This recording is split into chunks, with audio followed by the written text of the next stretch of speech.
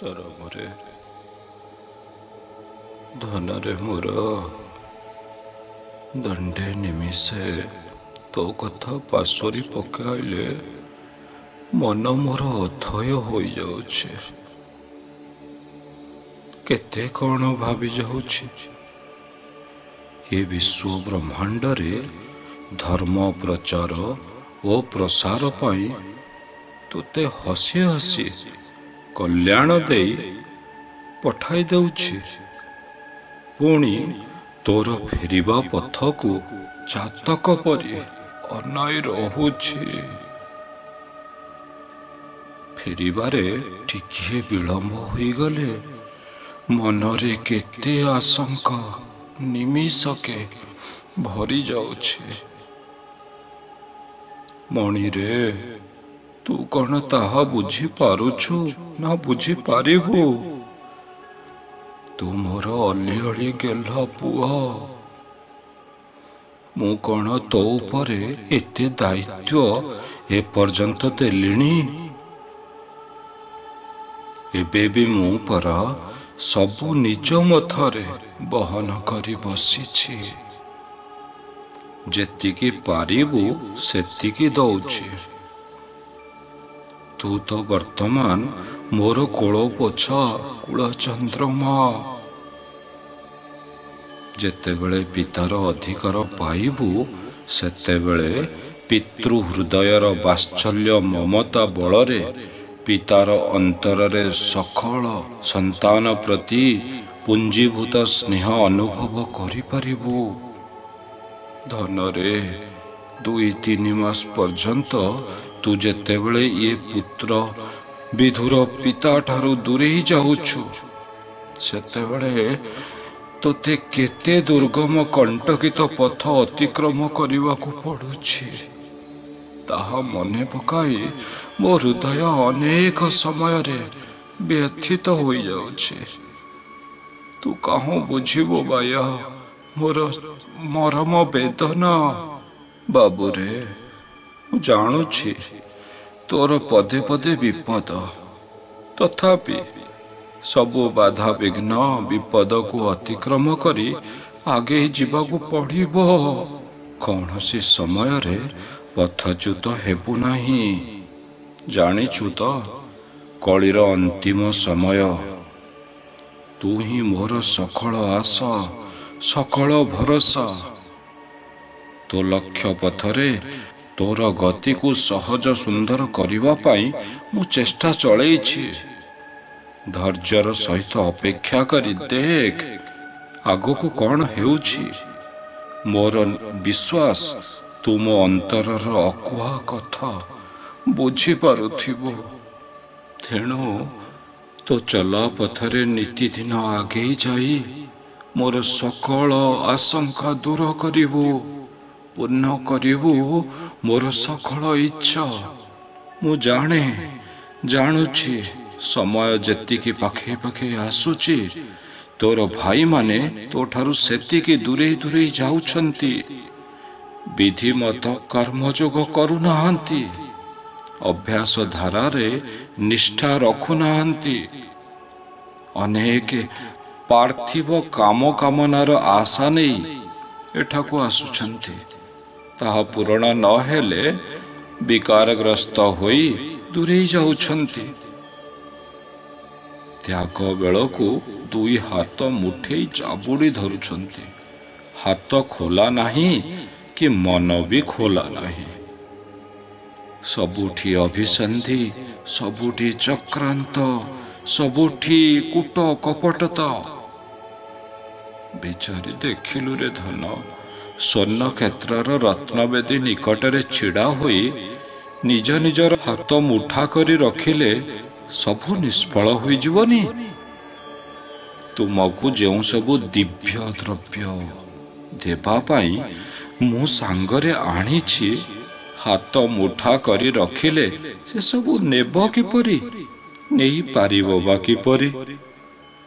ଭାବି ଦେଖ ତ, ହାତଠାରୁ ଆରମ୍ଭ କରି ଶରୀରର ପ୍ରତ୍ୟେକ ଠଣା ତ ପାର୍ଥିବ ସମ୍ପଦରେ ପରିପୂର୍ଣ୍ଣ।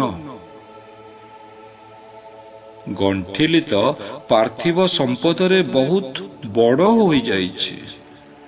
ମୋ ଦିଆ ଧନ ସାଇତି ରଖିବାକୁ ଆଉ ସ୍ଥାନ କାହିଁ? ଥାଳ ଶୂନ୍ୟ ନଥିଲେ କୈବଲ୍ୟ ଚରମ ରେଣୁ ରଖିବ କେଉଁଥିରେ? ଧନରେ ତୁ ଟିକେ ସେମାନଙ୍କୁ ବୁଝାଇ ସୁଝାଇ କହ, ସେମାନେ ସମସ୍ତେ ତାଙ୍କର ସାଂସାରିକ ସକଳ କର୍ମକୁ ମୋ ପାଦରେ ସମର୍ପଣ କରି ମୋର ପଦ କୈବଲ୍ୟକୁ ଆଶାୟୀ ହୁଅନ୍ତୁ। ଦେଖୁଛୁ ତ ସମସ୍ତେ ମାୟାରେ ଆଚ୍ଛନ୍ନ। ଜାଗତିକ ମାୟା ଘେରି ରହିଛି। ଏହି ମାୟା ବନ୍ଧନକୁ ଫିଟାଇ ଆଗେଇ ଆସିବାକୁ ମୁଁ ପରା ତମକୁ କର୍ମଯୋଗ, ଧର୍ମଧାରା, ବୀଜମନ୍ତ୍ର, ଅର୍ଘ୍ୟ ଫଳ, ଅର୍ଘ୍ୟ ତିଥି, ସଂଘ ନିୟମ, ସାଷ୍ଟାଙ୍ଗ ପ୍ରଣାମ, ଆଚରଣ ଇତ୍ୟାଦି ସବୁ ଦେଇ ସାରିଛି। ଏହି ସୂତ୍ରକୁ ଧରି ଆଗେଇ ଆସିଲେ ସିନା ମୋ ପାଖରେ ସାଇତା ଦିବ୍ୟ ସମ୍ପଦ ସବୁ ଗୋଟି ଗୋଟି କରି ଦେଇଦେବି। ତମେମାନେ ତ ସାଂସାରିକ ବିଷୟ ବୁଦ୍ଧିକୁ ଧରି ନାନାଦି ଜାଗତିକ କାମନା କରି ବସୁଛ। ଆଉ ନେବ କ'ଣ? ମନେ ରଖ, ଯେତେ ଆଶା ସେତେ ଦୁଃଖ। ଆସକ୍ତି ହିଁ ଦୁଃଖ। ହୁଏତ ଏହା ଦ୍ୱାରା ତମେ ସାମୟିକ ଆନନ୍ଦ ପାଇପାର, ମାତ୍ର ଅନିତ୍ୟ ଦ୍ୱାରା ନିତ୍ୟ ଶାନ୍ତି ପାଇପାରିବ କି? କିଏ କେବେ ପାଇଛି ନା ପାଇବ? ମଣିରେ ମୁଁ କହିଛି ପରା, ଧନ, ରତ୍ନ, ଗୋପ, ଲକ୍ଷ୍ମୀ, ଦାରା, ସୁତ, ପଦବୀ, ବଂଶ ମର୍ଯ୍ୟାଦା, ଅହଙ୍କାର, ଉଦ୍ଧତ ପଣିଆର ଅଧିକାରୀ ହୋଇ କେହି କ'ଣ କେବେ ଚରମ ପାଦ ଲାଭ କରିପାରିଛି ନା ପାରିବ? ନାହିଁରେ ଧନ, ଏପରି ଉଦାହରଣ ଧରାବକ୍ଷରେ ନାହିଁ। ଅହମିକ, ଆତ୍ମପ୍ରତିଷ୍ଠା, ଇତରୋଚିତ ମନୋବୃତ୍ତି, ଉଦ୍ଧତ ସ୍ୱଭାବ ଆଦି ଆସୁରୀ ଗୁଣ ଓ ଲକ୍ଷଣ ପରା ପରମାର୍ଥ ପଥରେ କଣ୍ଟା। କାହିଁକି ମିଛଟାରେ ବାଉଳା ହେଉଛ କହିଲୁ? ସତରେ କ'ଣ ମିଳୁଛି ତୁମମାନଙ୍କୁ ସେହି ମିଥ୍ୟା ଆତ୍ମପ୍ରତିଷ୍ଠାରୁ? କାହିଁକି ସେହି ମିଥ୍ୟା ପଦବୀ ଜାବୁଡ଼ି ଧରିବାକୁ ତୁମର ଏତେ ଜିଦ୍? କାହିଁକି ଗୁରୁକ୍ଷେତ୍ରରେ ମାନ ସମ୍ମାନ ଖୋଜୁଛ, ପଦମର୍ଯ୍ୟାଦା ଲୋଡୁଛ? ଏପରିକି ସାଷ୍ଟାଙ୍ଗ ପ୍ରଣାମ ଗୁରୁ ଭାଇ ଭଉଣୀଙ୍କ ଠାରୁ ଦାବି କରୁଛ? ଚରମରେ ମୋ ଆଦରର ଧନ, ତୁ ପରା ସେମାନଙ୍କୁ ବାରମ୍ବାର ଏକଥା ଚେତାଇ ଦେଉଛୁ, ତଥାପି ସେମାନଙ୍କର ମୋହଭଙ୍ଗ ହେଉନାହିଁ, ଚୈତନ୍ୟ ଉଦୟ ହେଉନାହିଁ। ଆମେ ପରା ବାରମ୍ବାର କହୁଛୁ, ପ୍ରତ୍ୟକ୍ଷ ଗୁରୁଙ୍କ ବ୍ୟତୀତ ଆଉ କାହାକୁ ସାଷ୍ଟାଙ୍ଗ ପ୍ରଣାମ କରିବା ବିଧି ନାହିଁ। ବିଧି ବିପରୀତ କାମରେ ହାତ ଦେଉଛ କାହିଁକି? ବିଛା ମନ୍ତ୍ର ନ ଜାଣି ସାପ ବିଳରେ ହାତ ଦେଲେ ଅବସ୍ଥା କ'ଣ ହୁଏ କ'ଣ ଜାଣିନା?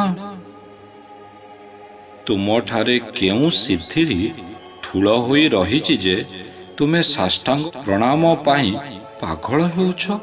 ପୁଣି ଥରେ ମୋର ମାନସ ସନ୍ତାନ ଚରମ ମାଧ୍ୟମରେ ଚେତାଇ ଦେଉଛି, ମନେ ରଖ, ଯୁଗ ପୁରୁଷଙ୍କ ବ୍ୟତୀତ ଅନ୍ୟ କାହାକୁ କେବେ ବି ଥରୁଟିଏ ପାଇଁ ସାଷ୍ଟାଙ୍ଗ ପ୍ରଣାମ ଆଦୌ କରିବ ନାହିଁ। ମୋର ଏ ଚରମ ଚେତାବନୀ। ଆମର ଏହି ଆଦେଶ ଉପଦେଶକୁ ଅମାନ୍ୟ କଲେ ଗୁରୁ ଦ୍ରୋହୀ ହେବ, ନରକ ଭୋଗ କରିବ, ରୌରବ ନରକରେ ପଡ଼ି ଅଶେଷ ଯାତନା ଭୋଗ କରିବ। ସାଷ୍ଟାଙ୍ଗ ପ୍ରଣାମ କରିବା ବା ଗ୍ରହଣ କରିବା ପିଲା ଖେଳ ନୁହେଁ। ଏହା ସହିତ ଇହଲୋକ ପରଲୋକ ଭୋଗର ଫଳ ସମ୍ପୃକ୍ତ। ସାବଧାନ, କେବେ କାହାଠାରୁ ସାଷ୍ଟାଙ୍ଗ ପ୍ରଣାମ ଗ୍ରହଣ କର ନାହିଁ। ଦାବି କରିବା ତ ଦୂରର କଥା, ଯଦି କେହି ତମକୁ ସାଷ୍ଟାଙ୍ଗ ପ୍ରଣାମ କରିବାକୁ ଉଦ୍ୟତ ହୁଏ, ନମ୍ରତାର ସହିତ ହାତ ଯୋଡ଼ି ତହିଁରୁ ତାକୁ ନିବୃତ୍ତ କର। ସାଷ୍ଟାଙ୍ଗ ପ୍ରଣାମ କାହାକୁ କରିବାକୁ ହୁଏ ବୁଝାଇ ଦିଅ। ତହିଁରେ ତୁମ ଉଭୟଙ୍କ କଲ୍ୟାଣ ନିହିତ ଅଛି। ତେଣୁ ଅଯଥାରେ ନିଜର ଅମଙ୍ଗଳକୁ ଆହ୍ୱାନ କର ନାହିଁ। ଇହ ଜନ୍ମ ପରଜନ୍ମକୁ ନଷ୍ଟଭ୍ରଷ୍ଟ କର ନାହିଁ।